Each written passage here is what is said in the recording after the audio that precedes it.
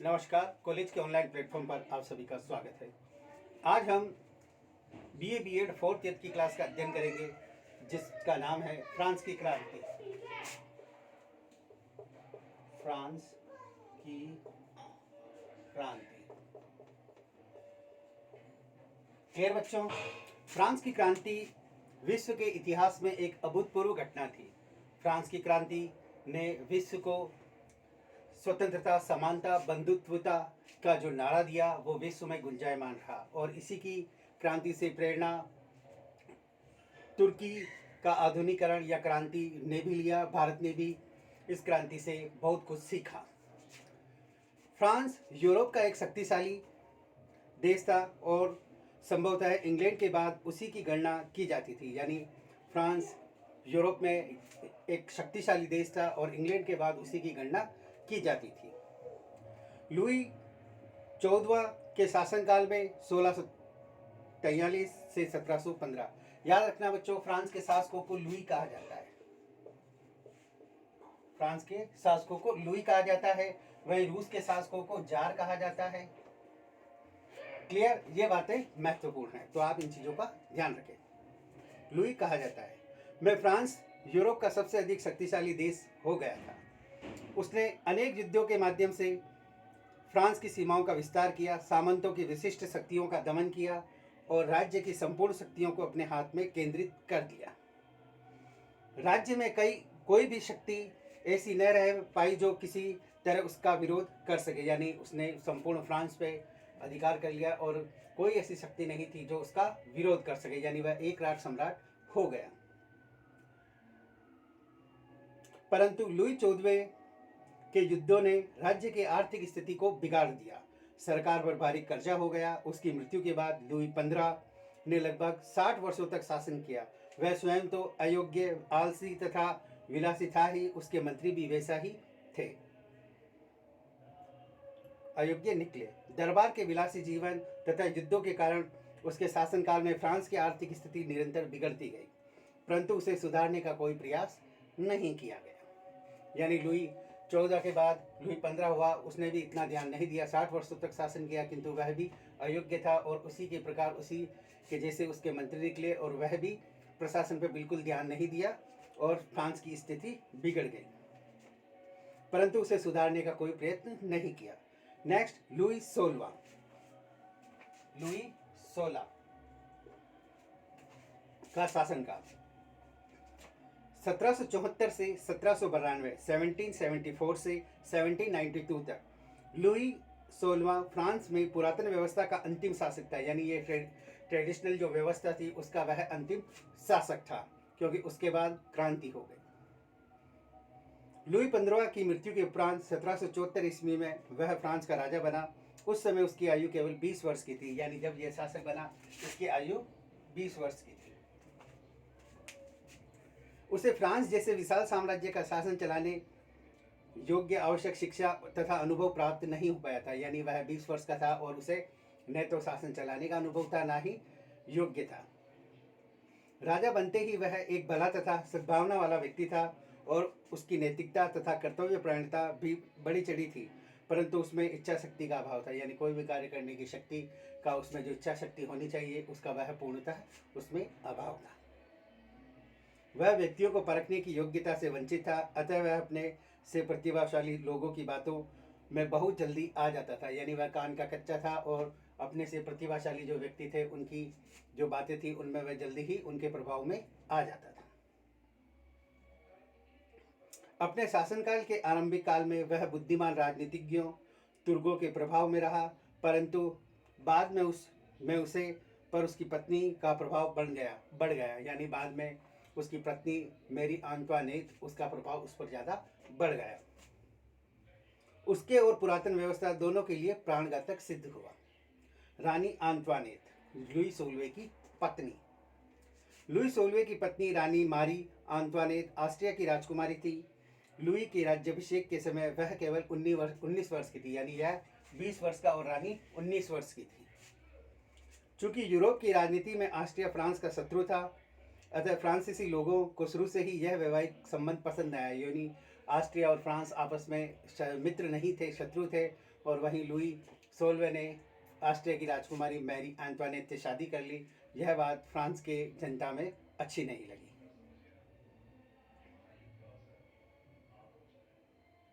रानी को हमेशा घृणा की दृष्टि से देखते थे। मैरी एंटोनेट काफ़ी सुंदर और उत्साही महिला थी, जो लुई के विपरीत उसमें बहुत से गुण भी विद्यमान थे, यानी लुई 16वां के विपरीत उसमें अनेक गुण विद्यमान थे, परंतु उसमें बुद्धि का अभाव था और उसकी निर्णय शक्ति का दायरा सीमित था। रानी बनने के बाद वह हठी होती गई, यानी हठ धारण उसने कर लिया और अनाप शनाप खर्चे करने लगी। उसमें घमंड और अहंकार भारी मात्रा में बढ़ता गया। वह आमोद प्रमोद की शौकीन बनकर भोग विलास में डूबती चली गई। उसका आचरण भी ठीक न था। वह इसकी वजह से शीघ्र ही समूचे फ्रांस में आलोचना की पात्र बन गए, यानी उसका जो आचरण था वह अच्छा नहीं था, इसलिए वह जल्दी ही फ्रांस में आलोचना का केंद्र बन गई। उसमें उसके चारों ओर स्वार्थी और चापलूस लोगों का घेरा बना रहता था, जो उसे हमेशा गलत सलाह देने में दक्ष थे। नेक्स्ट ये रही रानी एंटोनेट, जिसके बारे में वह एक हठी महिला थी, अनाप शनाप खर्च करती थी और वह किसी की बात नहीं सुनती थी और हमेशा चापलूसों और स्वार्थी लोगों से घिरी रहती थी। वहीं ऑस्ट्रिया और फ्रांस में शत्रुता थी, फिर भी लुई 16 ने रानी एंटोनेट से शादी की और जिससे वह फ्रांस में लोकप्रिय नहीं रही और इस वैवाहिक संबंध को हमेशा नीची दृष्टि से ही देखा जाने लगा। अगला, फ्रांस में इस प्रकार की जो स्थितियां बिगड़ रही थी, उसमें उसके एक व्यक्ति थे फ्रांस में, तुर्गो। उसने कुछ सुधार करने की कोशिश की, किंतु उनके सुधारों को भी ज़्यादा ध्यान नहीं दिया गया, जिनमें है तुर्गो के सुधार।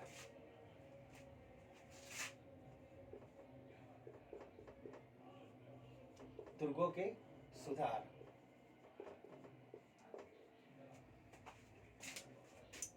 लुई 16 के शासन बनते ही तुर्गो को अपना वित्त मंत्री नियुक्त किया, यानी तुर्गो लुई 16 ने इसको अपना वित्त मंत्री बनाया, क्योंकि फ्रांस की आर्थिक स्थिति दिन दिन बिगड़ रही थी। तब इसे अर्थमंत्री बनाया गया, वित्त मंत्री बनाया गया। तुर्गो अपने युग का प्रसिद्ध अर्थशास्त्री तथा राजनीतिज्ञ था। उसमें असाधारण साहस तथा योग्यता थी। उसने लगभग 2 वर्षों तक इस पद पर रहते हुए फ्रांस की स्थिति को सुधारने का अथक प्रयास किया। उसने उद्योगों तथा व्यापार की उन्नति के लिए इस क्षेत्र को अधिक स्वतंत्रता एवं सुविधा दिलाने तथा कष्टप्रद करों की कमी का प्रयास किया। फ्रांस के दिवालियापन को दूर करने के लिए उसने राजा के सामने 2 उपाय रखे, यानी फ्रांस की जो आर्थिक स्थिति बिगड़ रही थी उसे सुधारने के लिए तुर्गो ने 2 उपाय लुई 16 के सामने रखे।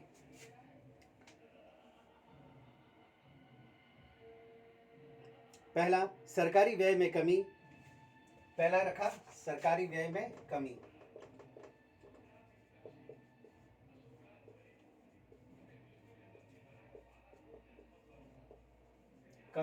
दूसरा, सार्वजनिक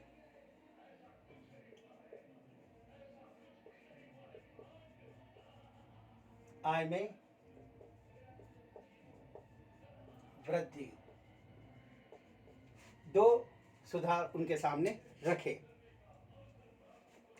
सरकारी आय को बढ़ाने के लिए कृषि उद्योगों तथा व्यापार को बहुत से प्रतिबंधों से मुक्त करना जरूरी था। तुर्गो ने बहुत से अनावश्यक खर्च कम करके काफ़ी धन की बचत कर ली, परंतु इससे वे सभी लोग उसके शत्रु बन गए जो अब तक अनावश्यक खर्च पर ही शान शौकत का जीवन बिता रहे थे। उसके साथ ही तुर्गो ने खाद्य सामग्री के व्यापार पर लागू बहुत से प्रतिबंधों को हटाकर अनाज व्यापार को स्वतंत्रता के सिद्धांत का लागू किया। तुर्गो ने व्यावसायिक श्रेणी का अंत कर दिया। इससे कारीगरों तथा दस्तकारों को नए नए उद्योगों को प्रोत्साहन मिला। तुर्गो के इस कदम से सटोरियों तथा श्रेणियों के नेता उसके शत्रु बन गए। तुर्गो ने कोरवी नामक कर भी समाप्त कर दिया। याद रखना बच्चों, कोरवी नामक कर है,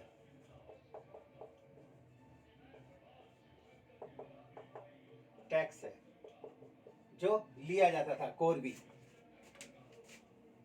कोरवी नामक कर को समाप्त कर दिया। इसके अंतर्गत किसानों को बिना मजदूरी के सड़कों पर काम करना होता था और किसान लोग इसे घृणा की दृष्टि से देखते थे। अब किसानों को इस कार्य के लिए पारिश्रमिक देने की व्यवस्था की गई। इस धन की आपूर्ति के लिए कुलीन वर्ग तथा अन्य भूस्वामी वर्ग पर एक समान कर लगाए गए। अतः अंत में जब 1776 में मार्च में तुर्गों ने कई विशेषाधिकारों को समाप्त करने, राज्य के करों को कमी करने, नमक कर हटाने, किसानों को आर्थिक सहायता उपलब्ध कराने आदि के प्रस्ताव रखे, तो समस्त विशेषाधिकार प्राप्त वर्ग उसके विरुद्ध हो गए। जो बुर्जुआ वर्ग था वो समस्त उसके विरोधी हो गया। रानी और कुलीनों ने मिलकर लुई पर दबाव डालकर तुर्गों को मंत्री पद से हटा दिया। पहले ही पता है कि जो विशेषाधिकार प्राप्त वर्ग था और रानी थी, उनके जो अनाप शनाप खर्च थे उनको रोकने की बात कही इन्होंने, तो इन दोनों ने मिलकर लुई 16वां पर दबाव डाला और तुर्गों को उसके पद से बर्खास्त करवा दिया, हटा दी। लुई अपनी रानी के आग्रह को टाल न सका और उसे विवश होकर अपने योग्य मंत्री को हटाना पड़ा। इस प्रकार आपने देखा कि तुर्गों ने बहुत से सुधार किए, किंतु रानी और उसके जो चाटुकार मंत्री थे, विशेषाधिकार प्राप्त वर्ग थे, उन्होंने उसको हटवा दिए। अगला पढ़ेंगे। अब तुर्गों को हटाकर नेकर को वित्त मंत्री बनाया। नेकर को वित्त मंत्री बनाया। क्लियर? पहले तुर्गो था, फिर नेकर बना। तुर्गों की पदच्युति के से सुधार का मार्ग पुनः बंद हो गया। उसके स्थान पर नेकर को नियुक्त किया। वह एक चालाक बैंकर था और उसमें दूरदर्शिता का अभाव था। नेकर ने फ्रांस की स्थिति को सुधारने का तो पूरा प्रयास किया, परंतु असंतोषजनक सामाजिक प्रश्नों को हल करने का प्रयास नहीं किया। संयोग से इस समय अमेरिका का स्वतंत्रता संग्राम शुरू हो गया। नेकर ने राजा को सलाह दी कि यदि फ्रांस ने खुल्लम खुल्ला इसमें भाग लिया तो फ्रांस का दिवालियापन और अधिक बढ़ जाएगा। राजा ने उसकी बात न मानी और सरकार ने लोगों से भारी कर्ज लेकर भी अमेरिकी उपनिवेशों को सहायता पहुंचाई। नेकर ने भी तुर्गों का अनुसरण करते हुए सरकारी खर्च को कम करने का प्रस्ताव रखा। इस प्रस्ताव पर उसने राज्य की आय व्यय के आंकड़े अपनी रिपोर्ट सहित प्रकाशित करवा दिए, जिससे दरबारी और कुलीन लोग उसके शत्रु बन गए। यानी सरकार के जो आय व्यय के हिसाब थे उसने उनको प्रकाशित करवा दिया, जिससे जनता को उनके खर्चों के बारे में जानकारी मिल गई। अतः जानकारी मिलते ही जो लोग थे वह उससे नाराज हो गए, कुलीन लोग, दरबारी लोग। अब तक किसी भी मंत्री ने सरकारी आय व्यय को आंकड़ा जनता के सामने प्रकट नहीं किया था। नेकर की रिपोर्ट से में दरबारियों को मिलने वाली पेंशनों तथा भत्तों का उल्लेख था और यह भी कहा गया कि इसके बदले में वे किसी भी प्रकार की कोई सेवा नहीं करते। एक बार पुनः कुलीनों ने रानी से विनय की और इस बार पुनः रानी का प्रभाव में लुई को अपना वित्त मंत्री नेकर को हटाना पड़ा। यानी नेकर ने सारे खाते प्रकाशित करवा दिए। इससे फिर उन कुलीनों ने रानी मैरी एंटवानेट से कहा कि इसे भी पद से हटाए, तो रानी ने वापस लुई 16वें पर दबाव डाला और उसे भी अपने पद से नेकर को हटा दिया। अगला है केलोन। नेकर के बाद केलोन।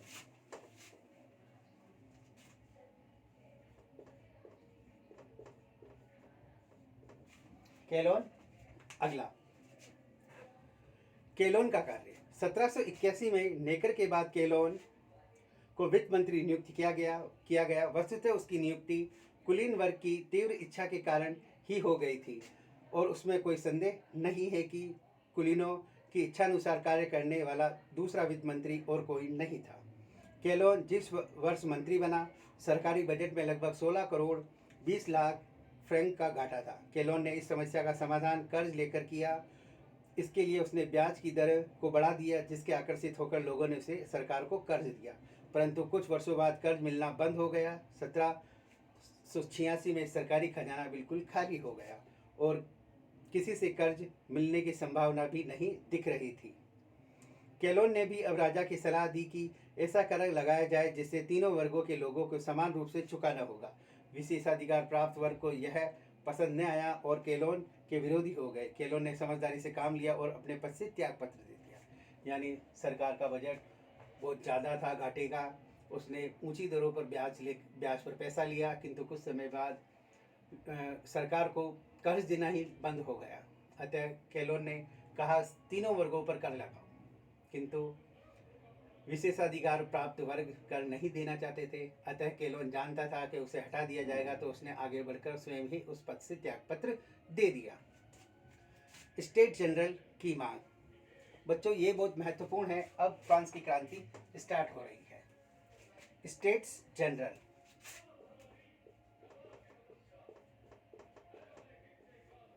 State General. केलोन के बाद उपरांत लोमनी दे बिने को अर्थ मंत्री नियुक्त किया गया। उसके प्रयत्नों के उपरांत भी फ्रांस की आर्थिक स्थिति में सुधार नहीं हो पाया। अतः विवश होकर उसने राजा को नए कर लगाने का सुझाव दिया। राजा ने नए कर लगाने की स्वीकृति दे दी, लेकिन पेरिस की पार्लियामा ने इन करों का घोर विरोध किया और उन्हें रजिस्टर करने से इनकार कर दिया। जब तक नए कर अथवा नियम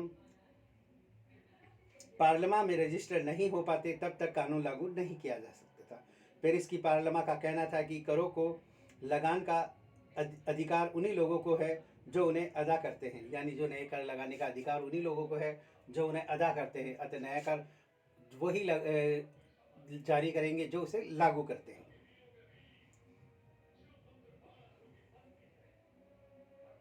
अतः इससे स्टेट जनरल का अधिवेशन बुलाया जाना चाहिए। राजा ने पार्लियामा को आतंकित करने की दृष्टि से उसे एक भंग कर दिया और उसके सदस्यों को बंदी बनाने की सोचने लगा, परंतु जनता ने पार्लियामा का जोरदार समर्थन किया और सेना ने उसके सदस्यों को विवश होकर राजा ने पुनः पेरिस की पार्लियामा को बुलाया, परंतु इस बार भी उसने नए करों को रजिस्टर करने से इनकार कर दिया। प्रांतों की विभिन्न पार्लियामाओं ने भी पेरिस की पार्लियामा का समर्थन करते हुए स्टेट जनरल के अधिवेशन की बुलाने की मांग की। समूचे फ्रांस में इसकी मांग का समर्थन हुआ। फिर भी लुई 16वां ने कुछ दिनों में इस मांग को स्वीकार कर लिया। उसने नेकर को पुनः अर्थ मंत्री नियुक्त किया, परंतु अब काफ़ी देर हो चुकी थी। नेकर भी समस्या को हल करने में अपने आप को असमर्थ पा रहा था। अंत में राजा को जनता की मांग के सामने झुकना पड़ा। राजा को झुकना इस बात का संकेत था कि अब निरंकुश शासन का समय निकट भविष्य में समाप्त होने वाला है, यानी स्टेट जनरल की अधिवेशन बुलाना और नए करों को लगाना आदि बातों का इसमें कहा गया। स्टेट जनरल की बैठक। स्टेट जनरल एतात जनरल भी इसे कहा जाता है। एतात जनरल भी कहा जाता है। फ्रांस की एक पुरानी संस्था थी जिसका प्रथम अधिवेशन सम्राट फिलिप दे फेयर ने सन 1320 में बुलवाया था, यानी इसका जो प्रथम अधिवेशन था वो 1320 में बुला गया था, परंतु 1614 से लेकर क्रांति तक पूर्व में इसका अधिवेशन नहीं हुआ, यानी 1789 तक। 1614 से 1789 तक इसके मध्य इसका कोई अधिवेशन नहीं हुआ था। इसमें पादरी, कुलीन और सर्वसाधारण लोग के प्रतिनिधि बराबर संख्या में बैठते थे, यानी इनमें जो स्टेट जनरल थी इसके 3 सदन थे: पादरी, कुलीन, राजा और सर्वसाधारण।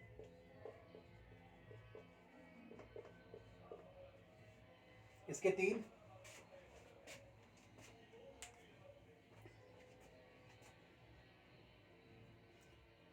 प्रतिनिधि बराबर संख्या में बैठते थे, किंतु विचित्र बात यह थी कि तीनों वर्ग के प्रतिनिधि एक साथ में बैठकर वर्गों अथवा श्रेणियों के हिसाब से पृथक पृथक बैठते थे और व्यक्तिगत रूप से मत न देकर श्रेणी के अनुसार मत प्रदान करते थे।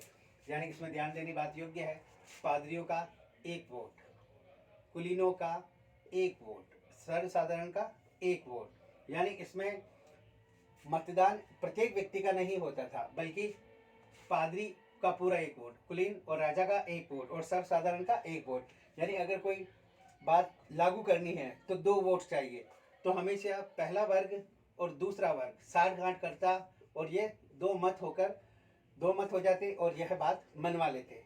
सर्वसाधारण अकेला रह जाता और उसकी बात को लागू नहीं किया जाता। यह विशेष रूप से ध्यान देने योग्य बात है। अर्थात एक श्रेणी का 1 मत ही माना जाता था। कुल 3 श्रेणियां थी, कुल मत भी 3 ही थे। जिस किसी योजना अथवा प्रस्ताव को 2 श्रेणियां स्वीकृति दे देती वह स्टेट जनरल द्वारा स्वीकृत समझा जाता। बहुधा ऐसा होता है कि प्रथम और द्वितीय श्रेणी अपने 2 मतों से तृतीय श्रेणी के जो सर्वसाधारण लोग हैं उनको परास्त कर देते थे। लुई 16वां ने स्टेट जनरल को अधिवेशन बुलाना स्वीकार कर लिया, परंतु उस समय फ्रांस में कोई जीवित व्यक्ति ऐसा नहीं था जो इस इस संस्था के संगठन, निर्वाचन और मताधिकार आदि के बारे में जानकारी रखता हो। यानी इसकी कोई हिस्ट्री नहीं थी, बस स्टेट जनरल का नाम था, किंतु इसमें किस प्रकार से मत दिया जाता है, कैसे इसकी बैठकें होती है, किस प्रकार इसका अधिवेशन होता है, इसकी विभिन्न जानकारियां उनको नहीं थी।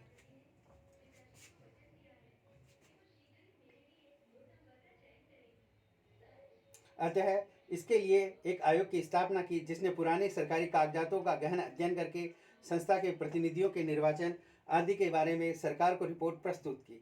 इस समय संपूर्ण फ्रांस में दो महत्वपूर्ण प्रश्नों पर चर्चा चल रही थी। एक तो यह कि क्या पहले की भांति 3 श्रेणियों के सदस्यों की संख्या बराबर होगी।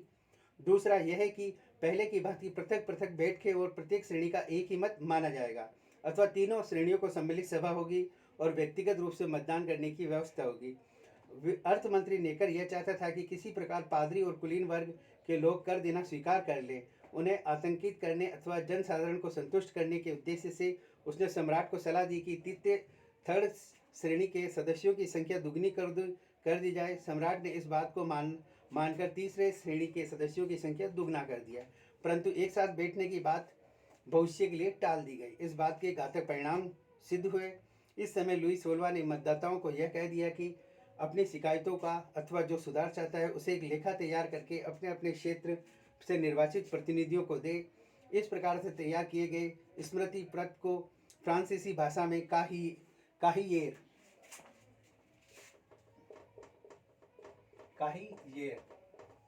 स्मृति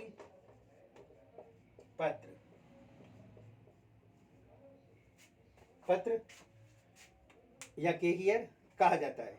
अंत में 5 मई 1789 के दिन वर्साई में स्टेट जनरल का अधिवेशन बुलाया जाना तय हुआ। यानी 1789 में स्टेट जनरल का अधिवेशन बुलाना तय हुआ। अप्रैल मास में स्टेट जनरल के प्रतिनिधियों के निर्वाचन की व्यवस्था की गई। तीनों श्रेणियों के पृथक पृथक रूप से प्रतिनिधि का निर्वाचन किया।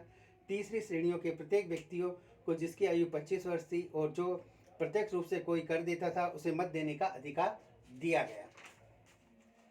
क्रांति के कारण, यानी स्टेट जनरल के अधिवेशन हुआ और इस प्रकार की बातें की गई। अब इसके आगे क्या होता है, तो फ्रांस में क्रांति के क्या कारण हैं, उनका विस्तृत अध्ययन करेंगे।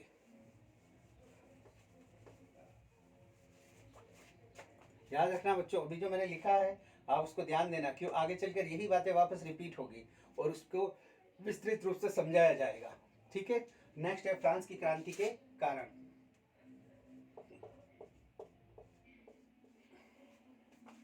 फ्रांस की क्रांति के कारण। फ्रांस की राज्य क्रांति किसी एक कारण से नहीं हुई थी, न ही यह सिर्फ अत्याचार के विरुद्ध हुई और न ही असमानता के। इसके पीछे राजनीतिक, प्रशासनिक, सामाजिक, आर्थिक और बौद्धिक कारण थे। यानी इस क्रांति के पीछे सामाजिक, धार्मिक, आर्थिक, राजनीतिक, बौद्धिक आदि कारण थे। विशेष रूप से ध्यान रखना। पहला है राजनीतिक कारण।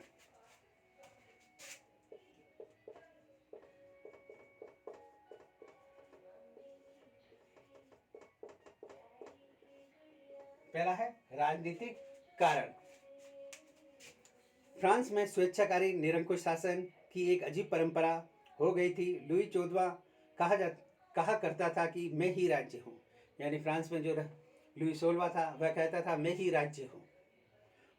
मैं ही राज्य हूँ का मतलब है कि मैंने जो कह दिया वही कानून है, कोई संविधान नहीं है, मैं ही राज्य हूँ, यानी मेरे द्वारा किया गया शासन ही सर्वोत्तम है। मैंने जो कह दिया वह कानून है, मैंने जो बात कह दी वो पत्थर की लकीर है। निरंकुश शासन कह सकते हैं इसको। प्रशासन की समस्त शक्तियां एक ही व्यक्ति अर्थात राजा में केंद्रित थी। सिद्धांत तथा व्यवहार में उसके अधिकार असीमित थे, यानी उसके अधिकार सैद्धांतिक और व्यवहारिक में असीमित थे और उस पर किसी भी प्रकार का कोई नियंत्रण नहीं था। राजा की इच्छा ही कानून थी। लुई 16वां तो कहता था कि यह चीज कानूनी है कारण मैं ऐसा चाहता हूँ, यानी यह चीज कानूनी है क्योंकि मैं ऐसा चाहता हूँ, वह जो चाहता है वही कानून है। यह एक सर्वमान्य सिद्धांत है कि निरंकुश शासन के लिए एक योग्य और शक्तिशाली शासक की आवश्यकता होती है, परंतु संयोग की बात है कि लुई 14वां के दोनों उत्तराधिकारी लुई 15 और लुई 16 निरंकुश शासन के लिए अनुपयोगी सिद्ध हुए। लुई 16वां जिसके समय में क्रांति का विस्फोट हुआ, न तो प्रभावशाली और न ही योग्य शासक था। उसमें इच्छा शक्ति और निर्णय बुद्धि का सर्वथा अभाव था। वह अपने आमोद प्रमोद में डूबा रहता। वह फ्रांस की राजधानी पेरिस से 12 मील दूर वर्साय के शानदार महल में निवास करता था। उसका राजमहल यूरोप के अन्य शासकों के महलों की तुलना में अत्यधिक शानदार था। वह सैकड़ों मेहमान रहते थे, हजारों की संख्या में नौकर थे। महल में आमोद प्रमोद रंगरेलियां की भरमार थी। राजमहल पर प्रतिवर्ष करोड़ों रुपए व्यय होता था और इस निरर्थक खर्च के कारण लोग राज दरबार को राष्ट्र के सत्यानाश की जड़ समझते थे। फ्रांस के सम्राट को अपनी जनता की कठिनाइयों का पूरा पता भी न था और न ही उसके पास इसमें ध्यान देने की योग्यता थी, समय था। उसकी इसी उदासीनता से जनता उससे रुष्ट हो गई। लुई पर अपनी नवयौवना पत्नी मारी एंटवानेट का बहुत प्रभाव था। रानी का आचरण अधिक अच्छा न था। उसने अपनी कृपा पात्रों को उच्च पदों पर नियुक्त करवाने के लिए राज दरबार के खर्च को बढ़ाने में काफ़ी महत्वपूर्ण भूमिका अदा की। फ्रांस की आंतरिक शासन व्यवस्था भी सुसंगठित नहीं थी। वह कई प्रकार की इकाइयों में विभाजित था जिनमें समानता का अभाव था। यानी फ्रांस अनेक राज्यों में विभाजित था किंतु उनमें भी एक समानता का अभाव था। कहने को सभी इकाइयां केंद्रीय शासन के अंतर्गत थी।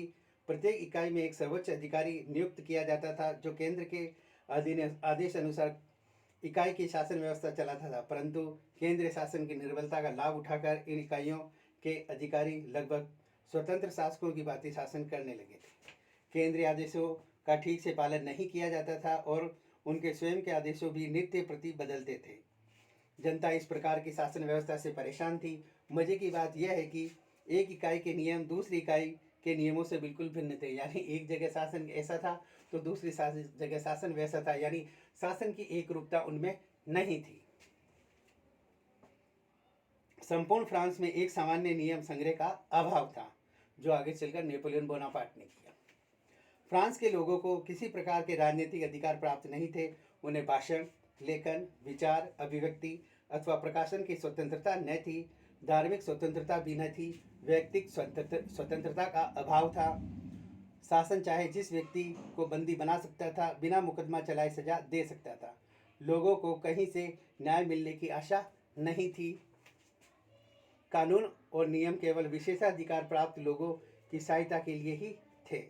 प्रोफेसर केट लेवी ने फ्रांस की तात्कालीन स्थिति के संदर्भ में लिखा है कि विशेषाधिकार, रियायत, विमुक्ति कानून ने फ्रांस की तात्कालिक स्थिति के संदर्भ में लिखा है। विमुक्ति कानून नहीं, फ्रांसीसी समाज के आधार थे। उनके शासकों की नीति किसी सिद्धांत पर नहीं, इच्छा पर निर्भर थी। यानी कानून नाम की कोई चीज़ नहीं थी, सिद्धांत के नाम पर इच्छा ही उनका सिद्धांत था।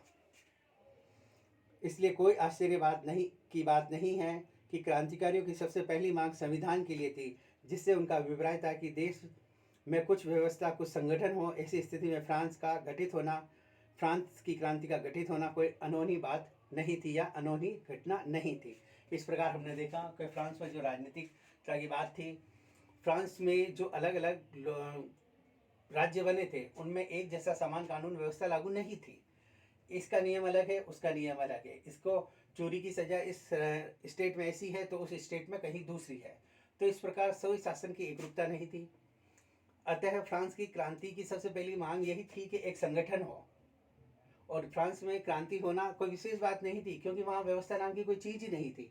अतः क्रांति अनिवार्य थी क्योंकि राजनीतिक रूप से वहाँ पर सिर्फ व्यय और व्यय ही हो रहा था, जिससे फ्रांस की आर्थिक स्थिति दिन ब दिन खराब होती चली गई। अगला है सामाजिक कारण।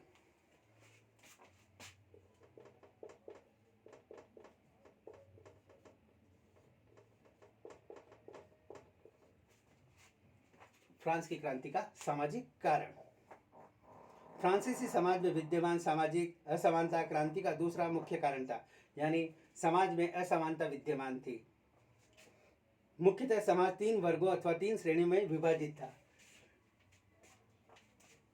समाज में 3 वर्ग थे, 3 श्रेणियां थी। क्लियर? में विभाजित था। पहला पादरी वर्ग,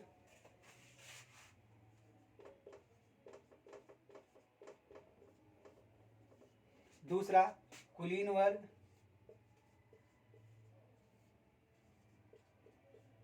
तीसरा सर्वसाधारण।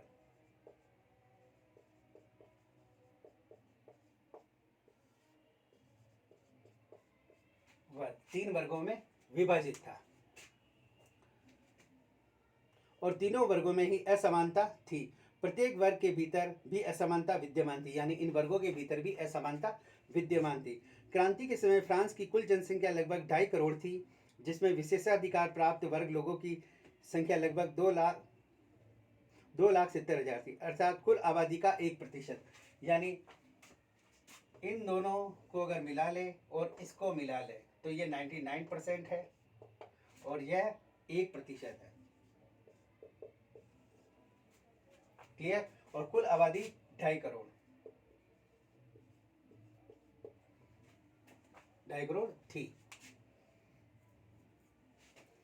पादरी वर्ग, पहला वर्ग। क्रांति के पूर्व फ्रांस में चर्च का विशेष स्थान था और इसके पदाधिकारी समाज में सर्वोच्च शिखर पर थे।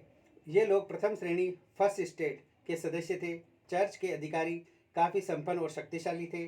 फ्रांस की संपूर्ण जागीरी भूमि 20% भूमि चर्च के अधिकार में थी, यानी जितनी जागीरी भूमि थी उसका 20% हिस्सा इनके पास था। जागीरी भूमि का 20% हिस्सा इनके पास था, यानी बहुत बड़ा हिस्सा, जिससे चर्च को बहुत अधिक आय होती थी और यह आय सरकारी करों से मुक्त थी। इस नियमित आय के अलावा कैथोलिक चर्च किसानों से सब प्रकार की फसलों पर धर्मांश, यानी एक विशेष प्रकार का धार्मिक कर भी लेते थे। जो भी सरकार को या लोगों को फसल होती थी उस पर एक धार्मिक कर लगाया जाता था, वह भी यह पादरी वर्ग या कुलीन वर्ग पादरी वर्ग लेता था। चर्च से काफ़ी आय थी और वह जनहित में बहुत काम भी करता था, परंतु चर्च के भीतर पक्षपात और अव्ययता का बोलबाला था। चर्च की नैतिकता का भी पतन हो चुका था, उसकी जड़ें खोखली हो चुकी थी। उसकी आय का अधिकांश भाग बड़े बड़े अधिकारियों, आर्क बिशप एबट आदि की जेबों में चला जाता था और उनमें से अधिकांश आमोद प्रमोद और भोग विलास का जीवन व्यतीत करते थे। अतः लोगों ने उसके प्रति असंतोष बढ़ रहा था, यानी लोगों में भी इनके प्रति भी असंतोष बढ़ रहा था। चर्च के धार्मिक कार्यों का संपादन साधारण पादरी लोग करते थे। इन लोगों की नियुक्ति तीसरे वर्ग अर्थात जनसाधारण में से की जाती थी। इन लोगों का भरण पोषण के लिए बहुत ही कम वेतन मिलता था।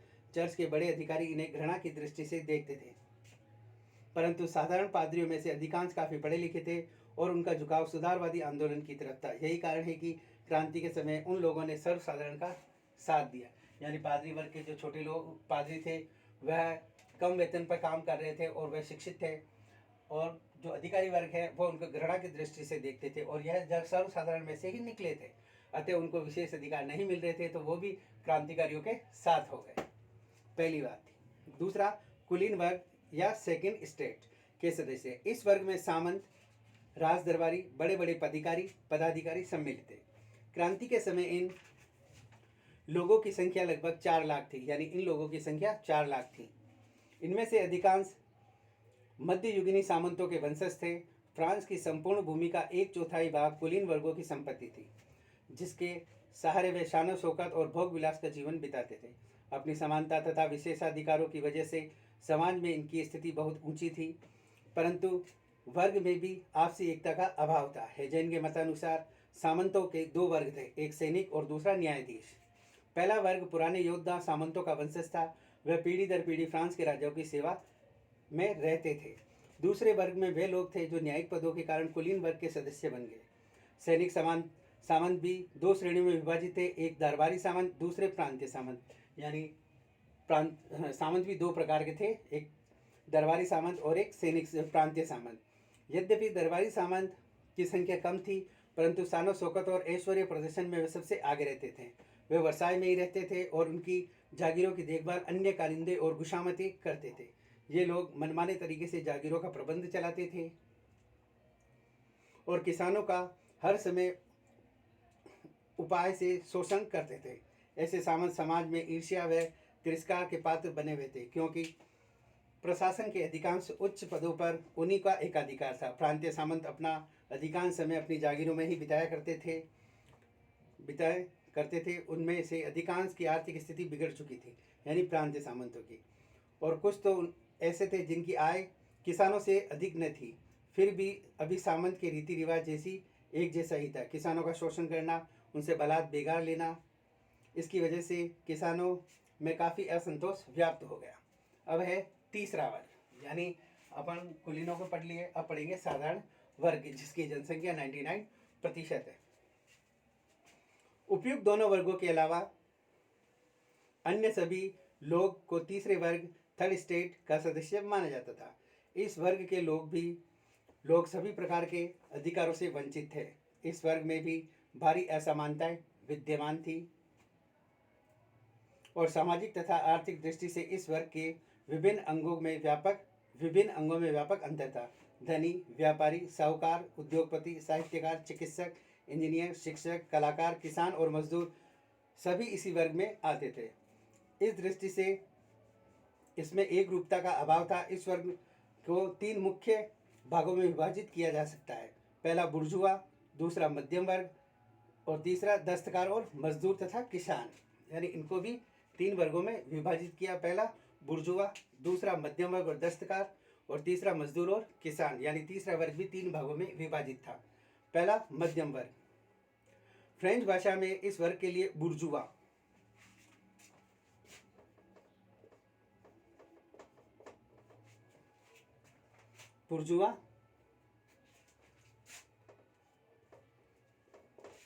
मध्यम वर्ग के लिए बुर्जुआ शब्द उपयोग में लिया गया, बुर्जुआ शब्द का प्रयोग किया गया। इस वर्ग में वे लोग सम्मिलित थे जिन्हें शारीरिक श्रम नहीं करना पड़ता था। यानी जो शारीरिक श्रम से काम नहीं करके कलम से अपना काम करते थे वे लोग। लेखक, कलाकार, वकील, चिकित्सक, अध्यापक, साहित्यकार, व्यवसायी, व्यापारी, साहूकार, कारखानों के मालिक, निम्न पदाधिकारी, सरकारी कर्मचारी आदि इस वर्ग में थे। इस वर्ग की आर्थिक दशा असंतोषजनक थी और शासन के अधिकांश निम्न पदों पर इन्हीं लोगों का अधिकार था। प्रथम दोनों वर्गों को इस वर्ग की सेवाओं की निरंतर आवश्यकता पड़ती थी। इनको संपर्क की वजह से इनमें थोड़ी सी इनको सुविधाएं प्राप्त हो चुकी थी। मध्यम वर्ग मौजूदा राजनीतिक व्यवस्था में संशोधन का समर्थक था। बुद्धिमान, कर्मठ, शिक्षित वर्ग और धनी होने के उपरांत भी देश की राजनीतिक संस्थाओं पर उसका गहरा प्रभाव नहीं था, जबकि वह वर्ग देश की राजनीति पर अपना नियंत्रण कायम करने का इच्छुक था। ऐसी पुरानी व्यवस्था को बदलने से ही संभव था। अतः इन दोनों वर्गों में संघर्ष इस तरह से अनिवार्य था। R. पाल्मर ने लिखा है कि मध्यम वर्ग के असंतोष का सर्वाधिक मुख्य कारण यह था कि सुयोग्य एवं समृद्ध होते हुए भी उन्हें कुलीनों के समान सामाजिक सम्मान प्राप्त नहीं था और वे राजनीतिक अधिकार से वंचित थे। यही कारण है कि क्रांति के समय समानता का नारा बुलंद किया गया और इस नारे को बुलंद करने वाला मध्यम वर्ग के ही लोग थे। अगला है शिल्पकार। बुर्जुआ वर्ग के नीचे शिल्पकार लोग थे। इन्हें दस्तकार भी कहा जाता है। इनमें से अधिकांश नगरों में बस गए थे और ये वे लोग थे अपनी श्रेणियों को संगठित थे, किंतु सरकार की तरफ से इन्हें किसी प्रकार का प्रोत्साहन और संरक्षण प्राप्त नहीं था और कुलीन वर्ग तथा पादरी वर्ग उनका निरंतर शोषण कर रहे थे, जिसकी वजह से वे लोग मौजूदा सामाजिक व्यवस्था से काफ़ी परेशान थे। तीसरा वर्ग कृषक वर्ग। फ्रांस की अधिकांश आबादी कृषक वर्ग थी। राज परिवार, शासन, कुलीन वर्ग और पादरी वर्ग का अधिकांश व्यय इसी वर्ग के सहन करना पड़ता था, परंतु उन्हें दयनीय जीवन बिताना पड़ता था। उन्हें राज्य, चर्च और जागीरदार को अपने अनेक प्रकार के कर देने पड़ते थे। करों के अलावा उन्हें अधिकारियों तथा सामंतों की अनेक प्रकार की निःशुल्क सेवाएं करनी पड़ती थी, यानी बेगार करनी पड़ती थी, परंतु राजनीति और शासन में उनका कोई प्रभाव नहीं था। न तो उनके पास किसी प्रकार के अधिकार थे और न ही सुविधाएं थी। भूमि कर शक्ति से वसूल किया जाता था। अकाल और कम पैदावार के दिनों में भी उन्हें किसी प्रकार की माफ़ी अथवा छूट नहीं दी जाती थी। उन्हें दीनहीन जीवन बिताना था। न तो उन्हें भरपेट भोजन ही नसीब होता था और न ही तन ढकने का पर्याप्त वस्त्र। आमोद प्रमोद और भोग विलास तो उनके जीवन से कोसों दूर था। यानी खाने को कुछ ही नहीं है, पहनने को कुछ नहीं है, तो भोग विलास और आमोद प्रमोद और मनोरंजन तो उनसे लगभग कोसों दूर थे। इस प्रकार करों के भारी बोझ से किसानों की कमर टूट चुकी थी। उनकी आय का लगभग 85% यानी 85% करों के रूप में चला जाता था। अतः सुविधा संपन्न वर्गों के प्रति उनके रोष की मात्रा दिन प्रतिदिन बढ़ती गई। यही कारण है कि जब फ्रांस की क्रांति हुई तो किसानों